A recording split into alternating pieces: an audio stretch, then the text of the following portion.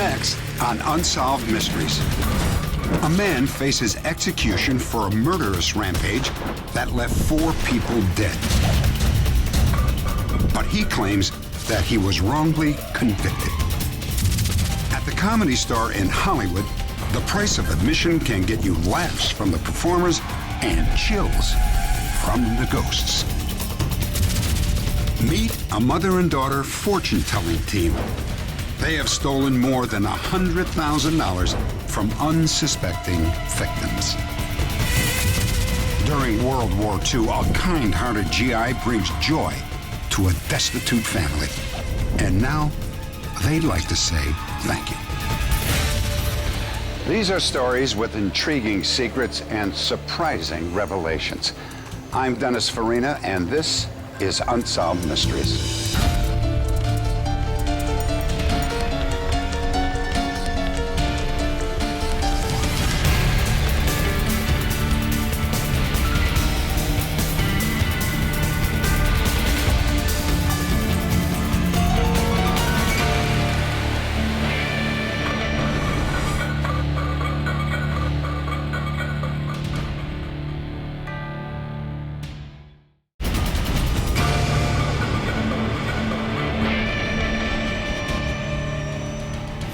For convicted murderers on death row in Florida, only a few steps separate their cells from the electric chair. It sits ready to exact the ultimate price for the ultimate crime. And unless convicted killer Tommy Zeigler wins his appeal, he will make that short walk to the electric chair himself. I did not kill Eunice, I did not kill Mr. and Ms. Edwards, and I did not kill Charlie Mays. I have not killed anybody. Winter Garden, Florida. Tommy Zeigler was wealthy and well-known. His family owned Zeigler's furniture stores and several apartment buildings in town. Zeigler was married, attended church, and was friendly with the mayor and the chief of police. However, according to prosecutors, all of this wasn't enough for Tommy Zeigler. They claimed that he murdered his wife Eunice in his furniture store on Christmas Eve. His motive, to cash in on a life insurance policy worth $500,000. My marriage was very good. Eunice and I loved each other greatly. I couldn't kill her. There's just no way I could kill her. I loved her. She was my life. That was just all there was to it. The prosecutors say Zeigler didn't stop there. He then killed Eunice's parents, Perry and Virginia Edwards, who were also in the store that night. They say Zeigler had prearranged to have a customer named Charlie Mays stop by to pick up a television set. Zeigler's plan was to kill Mays and then frame Mays for robbing the store and murdering Eunice and her parents.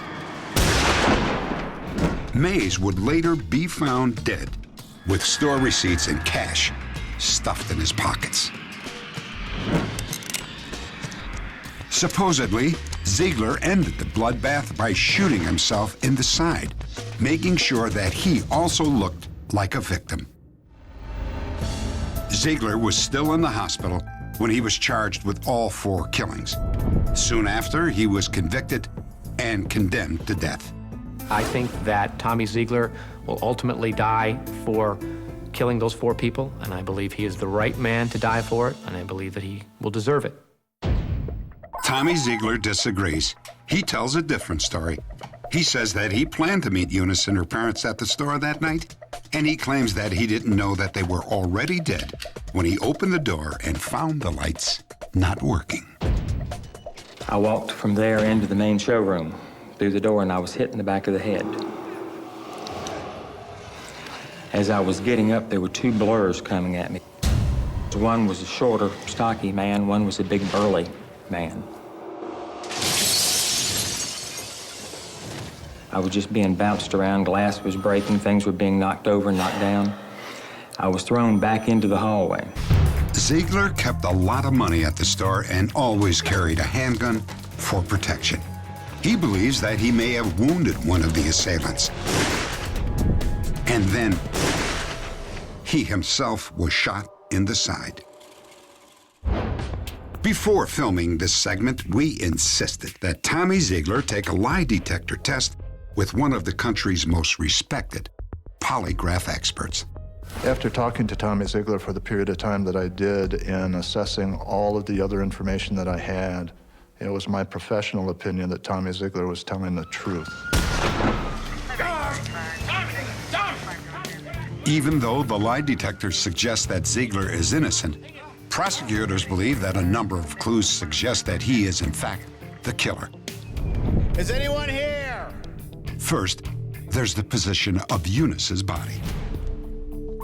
Her oddly unruffled pose suggested to police that she knew her killer. I think it's very unlikely that any unknown assailant could get in a position where they could surprise Eunice Zeigler in that kind of circumstance and shoot her in the back of the head and catch her in that way. Secondly, there was the blood found on Zeigler's shirt. It was type A, which was his father-in-law's blood type, and type O, which was his blood type. And his story didn't account for that as to how he got someone else's blood on his shirt. The blood type matched Perry Edwards. During the course of his struggle in the store when Tommy first came in, he was in a fight with a couple of people. One of those people he had a struggle with and was hitting him with a gun. It would have caused bleeding, and it could have caused the blood there. 5 handguns were also found at the crime scene. 4 had been wiped clean of fingerprints. 2 of the guns were inexpensive Saturday night specials made by a company named RG. Of the 5 guns found in the store, 3 of them were documented as belonging to Tommy Zeigler. The other 2 that were there, which was the cheaper guns, were not registered to him, but they were connected to him through another witness. I bought good, high-quality guns when I bought guns, and I had good, high-quality guns. From what I understand and from what I saw at trial, those RGs are garbage. State your name, please. Felton Thomas. One of the key witnesses for the state was a man named Felton Thomas, a friend of victim Charlie Mays. Zeigler said Thomas's version of what happened that night was a lie from start to finish. Thomas testified that on the night of the murders, he went to Zeigler's store with Charlie Mays. Charlie, sorry I'm late. Oh, that's all right. Hey, this is Felton Thomas. He come to help me get the TV set. Listen, the guy with the keys isn't here yet, but while we're waiting for him, why don't we take a ride? I got something I want to show you. Thomas told the court that Zeigler took them to a nearby orange grove to show off some new guns. Smooth, clean action. Yeah. All right, I'm gonna step out and fire off a couple. No. Not here. Just do it from the window. Prosecutors charged that Zeigler's plan was to expose Thomas and Mays to gunshot residue and cover the weapons with their fingerprints. If in fact that was his purpose for doing that, so that he could set up Charlie Mays and Felton Thomas and have their prints on the guns, why were all of the guns wiped clean? What happened later at the store? Mace told Zeigler. Thomas testified that once they got back to the store, Zeigler asked him to turn off the power and then burglarize the store. All right, come over the fence. No, I'm not coming. Come on. Okay, Charlie. Pick us up a piece of pipe and help us out. Prosecutors said that it was all part of Zeigler's plan to make the killings look like they happened during a robbery. Maybe I got an extra key back home. Why don't we go and pick it up? Thomas also told the court that they next drove to Zeigler's house for the key, and then they went back to the store. At that time, Felton, you gonna come in and help us with the TV? Thomas said Mays and Zeigler went inside and he left. Prosecutors say that once inside the store, Zeigler killed Mays. The defense completely dismissed Thomas's account. To begin with, they claimed his entire scenario would have had to happen in less than 21 minutes. Get out, it gets about. Felton Thomas is a joke. I have no idea why Felton Thomas would make up a story like that. I had never laid eyes on him until he walked in that courtroom to testify against me. Next, we'll hear from a close friend of the Ziegler family who testified against Tommy Ziegler in court.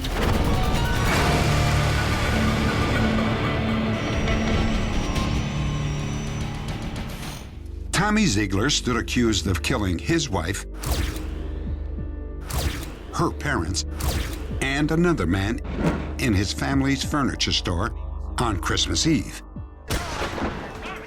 He insisted that he was innocent, but the testimony of a key witness for the prosecution makes his claim hard to believe. I know Tommy Ziegler. Ed Williams had known and worked for the Ziegler family for 10 years. Williams testified that on the night of the murder, Ziegler gave him a handgun. Later that same night, Williams turned the weapon over to authorities. They confirmed that the bullets from that gun killed Perry and Virginia Edwards. Edward Williams, in the last 20 years, as far as we know, has been an upstanding citizen, hasn't done anything wrong, and there's no reason not to believe Edward Williams.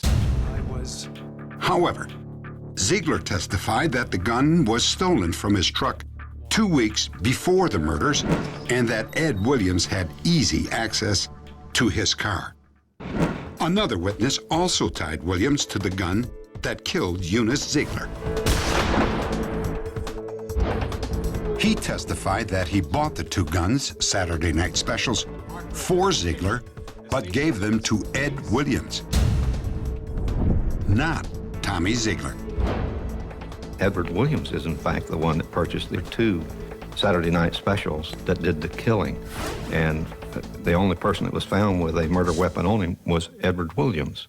The defense claims that there were two witnesses that verified Ziegler's story who were never called to testify. A husband and wife reported to the sheriff's department that they had been driving by the Ziegler furniture store on the night of the crime, and that they had seen 4 cars, not 2 as the state had contended, outside the furniture store, including a white Cadillac, all of which is completely inconsistent with the state's version of events. In addition, they saw a man who generally fit the description of Charlie Mays, who we believe was one of the perpetrators, and none of that was reported to the court, none of it was presented to the jury, and none of it was reported to the trial lawyers for Mr. Ziegler. Any witness who comes by and claims to be an eye or ear witness at the time of a murder is going to be interviewed, a statement's going to be taken. So I think their claim that they went by the police department to talk about the case is not very credible. Ziegler's trial lasted for 4 weeks and filled nearly 3,000 pages of transcripts. In the end, the jury voted to convict. They recommended that he be sentenced to life in prison. But they were about to be overruled by Judge Maurice Paul. It is the sentence of the law and the judgment of this court that you, William Thomas Ziegler, Jr., shall be put to death by means of electrocution. Nobody in their right mind that can look at that trial transcript can say that there was a fair trial in Ziegler versus State. It was a railroad from day one, and Judge Paul orchestrated the whole thing. Ziegler believes that Judge Paul had held a grudge against him ever since they testified for opposing sides in a bitter legal dispute. Within months thereafter, Tommy Ziegler was standing at the defendant's table accused of murder, and Judge Paul was sitting on the bench making decisions that would affect his life. Judge Maurice Paul was a very respected member of the judiciary of Orange County, and his reputation and ethics have never been subject to question. No one has even ever alleged he is anything other than an honest man. After 11 years on death row, Ziegler was 24 hours away from the electric chair when he was granted a stay of execution. Previously undisclosed evidence had been located. You're about to hear parts of a tape-recorded conversation between a prosecution investigator and a witness. The witness was staying at this motel on the night of the murders. His room faced the back of Ziegler's store. The man said that at around 8:30 p.m., he saw a policeman with a gun in his hand crouched behind the store. At around 9 p.m., he heard shots. What we figured were probably shots. This is obviously significant because if it was at 9 o'clock, this was 20 minutes at least before the time Tommy called for help. It would mean that Tommy would have been in the store at this time, and if there was a policeman outside with his gun drawn and there were shots going off, then the police had to have been involved. It appears to have shots being fired after the police arrive, which clearly couldn't be related to the murder. Maybe some sound that sounded like a gunshot. So the information itself is meaningless. Was there a police officer involved? Well, we may never know. But the prosecution did not inform Ziegler's attorneys about the witness or his story, and they did not ask him to testify at the trial. As long as you heard the gunshots after, you saw the police cars, then that wouldn't help us a bit. Tommy Ziegler has appealed his verdict 8 times, but has never produced enough evidence to clear his name. He has lost all 8 appeals and remains on Florida's death row awaiting execution. He still maintains his innocence. If you have any information about this case, please log on to our website at unsolved.com. Next, could Hollywood's famous nightclub, the Comedy Store, be a meeting place for visitors from beyond the grave?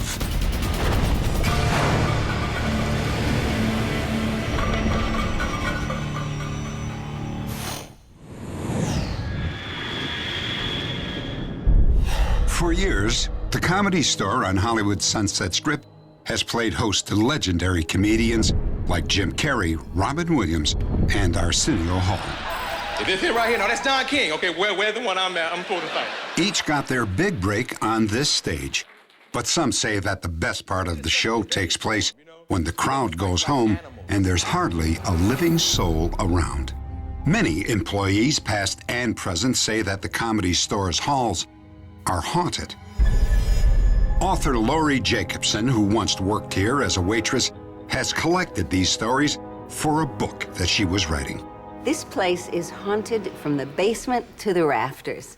When I was a waitress here, the waitresses would have to set up the showroom by putting tablecloths on the table, and we would put an ashtray on every table. And on occasion, girls would set up the room, leave for a moment, come back, and everything would be put back.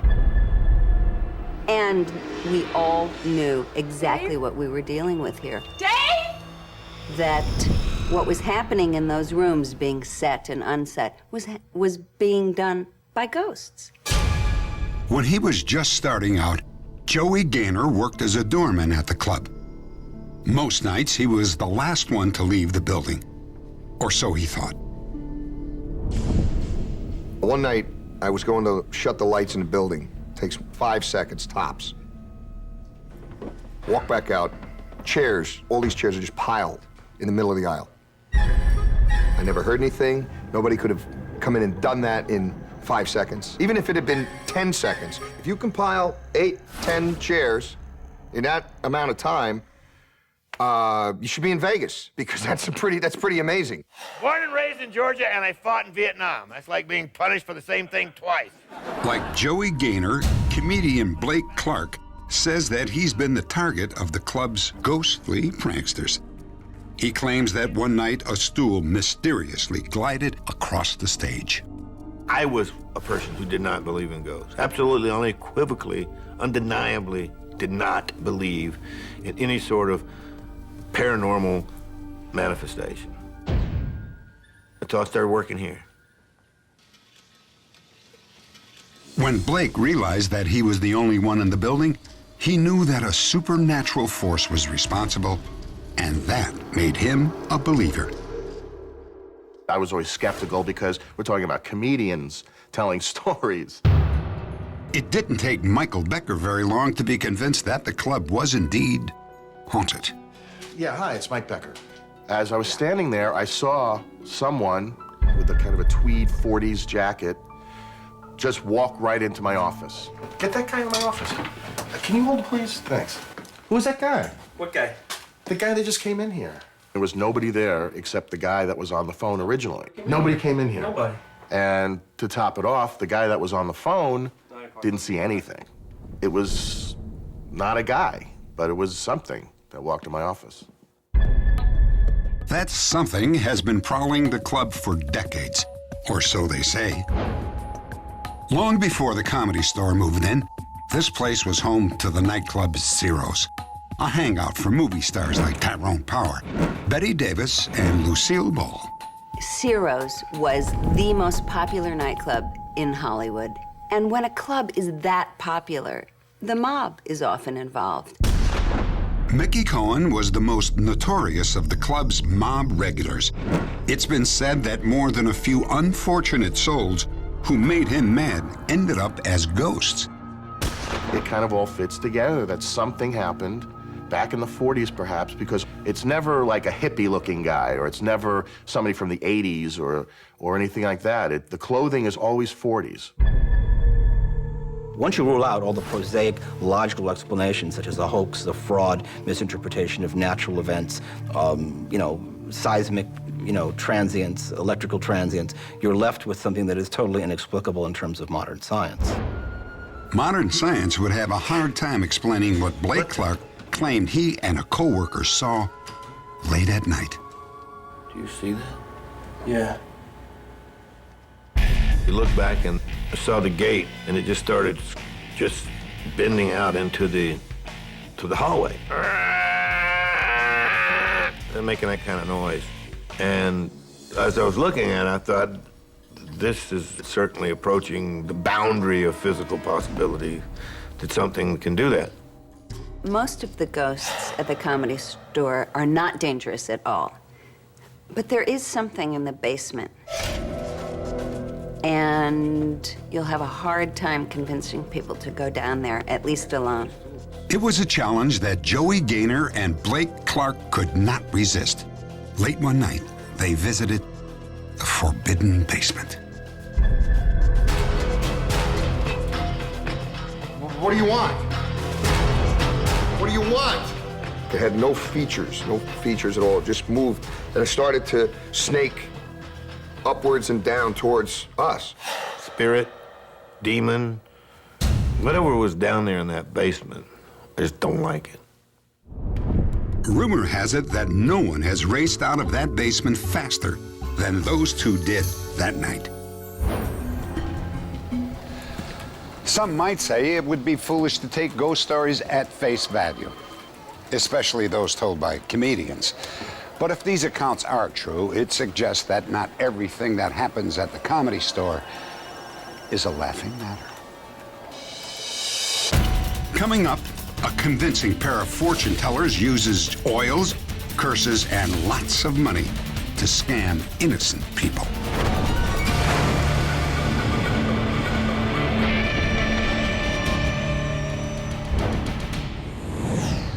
Peoria, Illinois.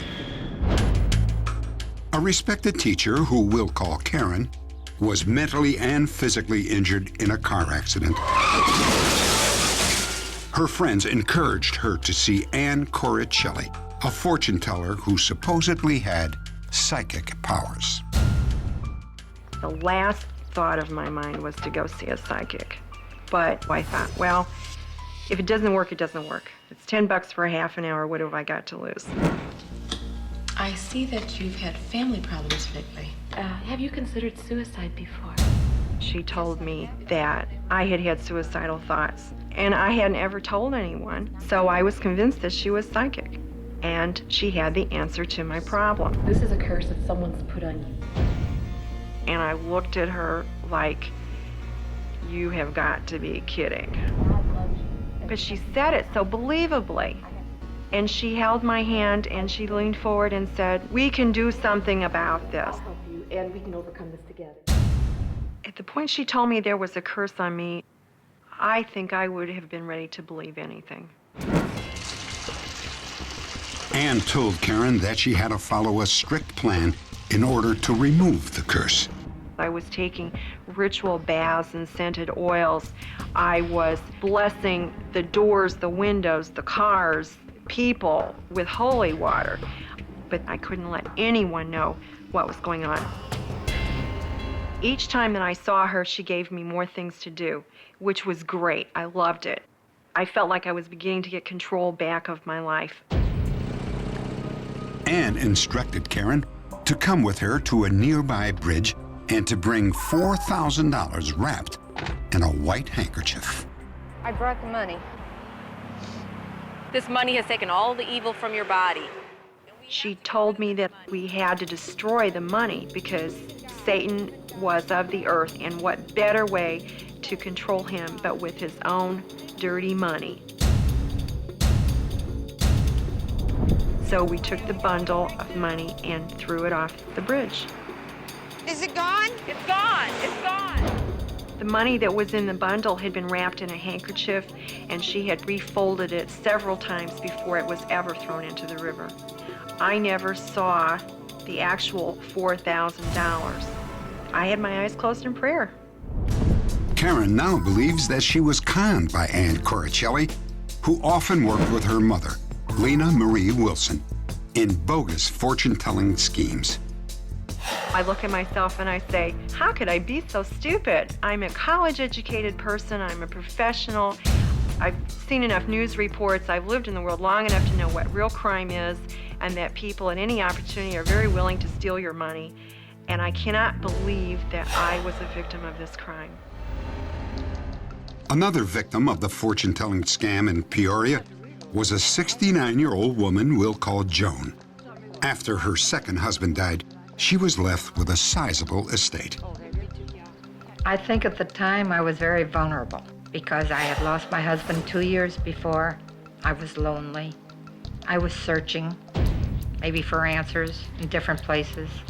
When Joan visited the fortune tellers, they were using the name Calvin. The first person she met was Anne Coricelli. I can tell that you've had a recent spiritual crisis in your life. I can also tell that you have a recent death in the family. Well, yes, my husband 2 years ago. Okay. I can also see that there's something evil in your charts. Something that I am going to have to ask my grandmother to help us with.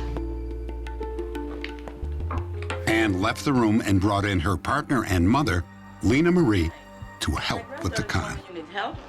Yes. You have the power to rebuild your problems. Take this thread and tie 3 knots. 3 knots? Yes. She told me that my life had had a curse on it for over 40 years. That was put on by a girlfriend of my first husband. And she actually named the person that my husband went with before he married me. She said, will you come back and bring with you a $1, $5, $10, and a $20 bill? Did you bring the money with you? Yes, just as you asked me. Lena Marie also asked her to bring a sheet, which she tied around both of their necks. She told me to tear these bills in half. And she said, if this money will go back together and become whole, then I can help you. Otherwise, I can't. And then she wrapped them up in the white handkerchief and tied it all together. Our Father, who art in heaven. Lena Marie held the torn money under the sheet and rubbed it over Joan's arms and legs.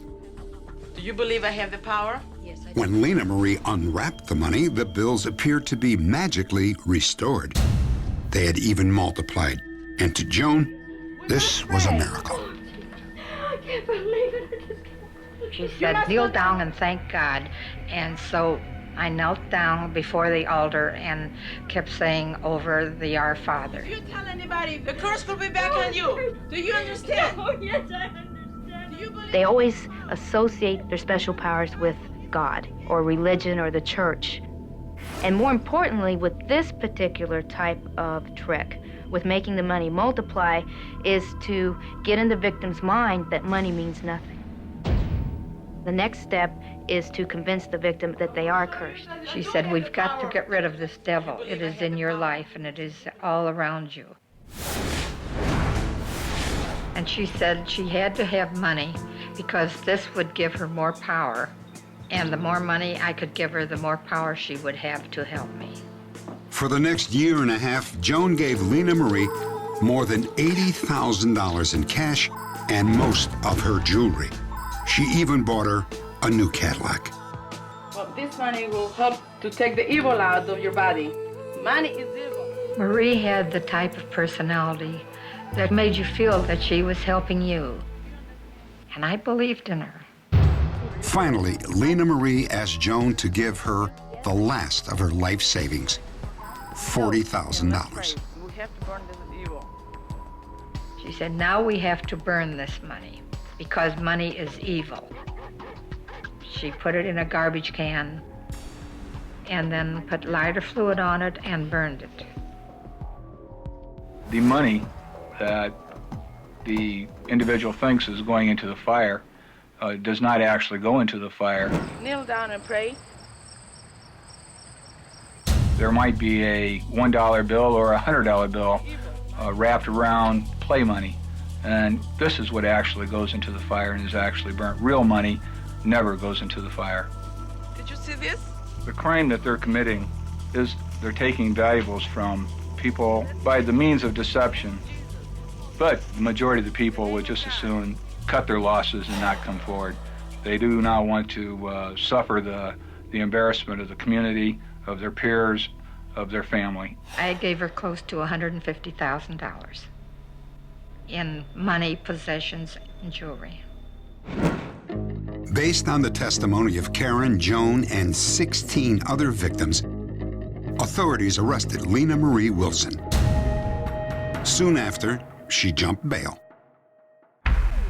Update. 10 years after Lena Marie Wilson disappeared, she was arrested at her home in a Boston suburb. Wilson served time for conspiracy to commit fraud and for bail jumping. She has since been released. The statute of limitations has run out on this case. Investigators are no longer looking for Ann Corricelli. Coming up, a nurse's aide disappears and the only clues are mysterious letters left in shopping malls.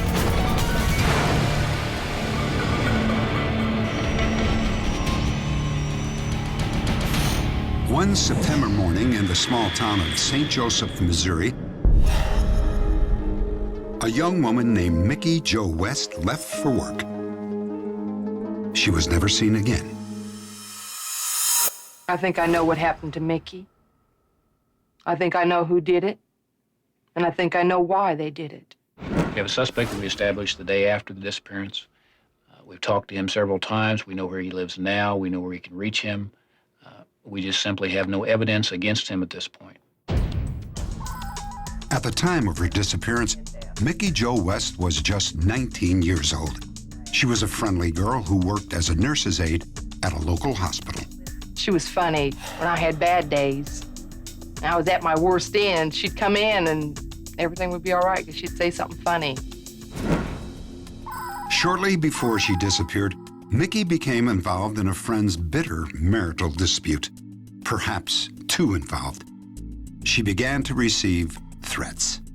The last time I talked to Mickey on the phone, she was afraid for her life, so she told me she was going to carry a hammer to work with her.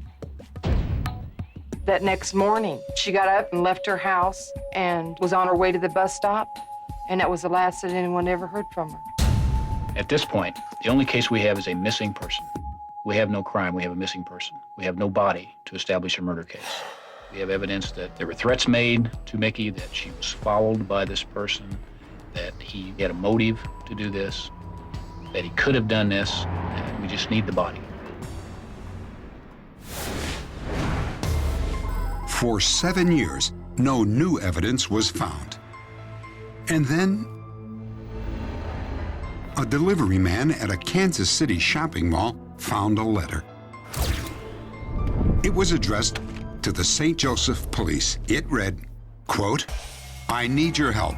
I was with," and here we cannot mention that person's name, "when he killed Mickey Jo West and hid the body. I can kill myself now. Please help. The letter was unsigned. There was a note found at the Oak Park Mall in Overland Park, Kansas. That was the exact date of the anniversary of the disappearance of Mickey Joe. The following month, a security guard found another note in the same shopping mall. Both of the notes named the man who has been and is now the prime suspect. The author in these notes said that he was with the person who had killed her, that he did not kill her himself, that he could not stand this knowledge that he had, and that he needed help. They're both unsigned, and so far we have not come up with any solid leads as to who the author is. 7 weeks later, 3 more letters were found, this time in St. Joseph, the town where Mickey was last seen. 2 were found in a local mall, and 1 at a nearby truck stop. All 5 notes were believed to be written by the same person, but the police did not have enough evidence to arrest the suspect that was named in the letters. We've explored the possibility that the notes are a hoax, but we believe they're genuine because of the details that he's given us about the crime, because of the way they're written, because of the feelings that they express. They just seem realistic. When we examined these letters, it was obvious to us that the person who wrote them was intimidated by the person who killed Mickey Joe. These weren't letters written by a stranger. They were written by someone who was personally acquainted with the victim. There are deep-seated feelings of guilt, not guilt because the writer was personally responsible for having killed Mickey, but because he was present when it happened and wasn't able to stop it. 9 years after Mickey's disappearance, a television reporter named Thurman Mitchell received a letter addressed to him personally. In this letter, the author said that if Thurman would come alone, he would show him where Mickey Joe West is. He said that he did not want the reward. He said that he was not himself involved in the crime, but that he needed help again. Because this latest letter was mailed to the station, in response to this letter that Mr. Mitchell received, he did a news story asking this person to come forward and contact him personally. About Mickey Joe's death. We're asking that witness to call the telephone number on the screen and talk to us, and we'll pass that information on. Mitchell's on-air request produced no new leads. If he knows where she is, if he was there, the author of these notes is the most important witness that we could have in this case. We miss Mickey, and it's been 9 years. And we just want to know what happened to her. Update. St. Joseph police eventually arrested Marvin Lee Irvin for the murder of Mickey Joe West. It was Irvin who was named in the anonymous letters, and the police now believe that he wrote those letters himself. The discovery of 2 other bodies and a search of Irvin's home provided the evidence needed to make the arrest. Irvin confessed and pled guilty to murdering Mickey Joe West and 2 other women. He was sentenced to 3 consecutive life terms without the possibility of parole. Mickey Joe's body, however, has never been found.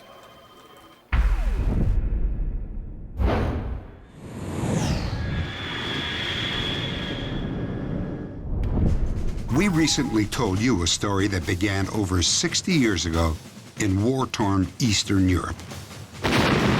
When Hitler's Third Reich crumbled, Karl Dente and his family fled their home in Budapest, Hungary, and traveled to Austria. As winter approached, the family was forced to live in a boxcar. Life was extremely hard for Karl's 5-year-old daughter, Brigitte. But all that changed a few days before Christmas. An American GI known only as Philip asked if he could take Brigitte to a children's Christmas party.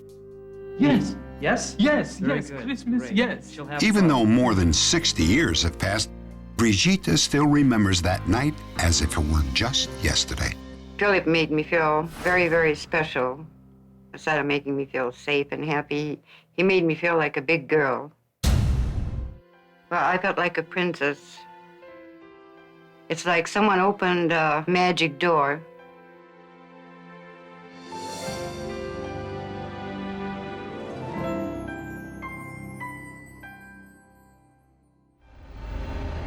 Over the next few months, Philip and the Dentes developed a close friendship.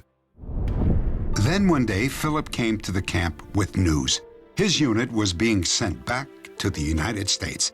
He gave Carl a photograph to remember him by. The Dentes never saw Philip again, but they never forgot the kindness that he brought their family on that Christmas day so many years ago. It brought a big change in our life, a little happiness, give us back a lot of confidence of the human race. More than a decade later, the Dentes finally made it to America. For 30 years, Carl and Brigitte searched for Philip. Their only clue was the photograph he had given them. Update. Within an hour after we aired this story, a viewer recognized the GI. Philip was her cousin, Philip Pelletier, and he lived in Hammond, Indiana. We immediately called Carl and Brigitte and arranged a reunion. Bridget? Yep, Philip? Oh, yes. Oh, I can't believe it.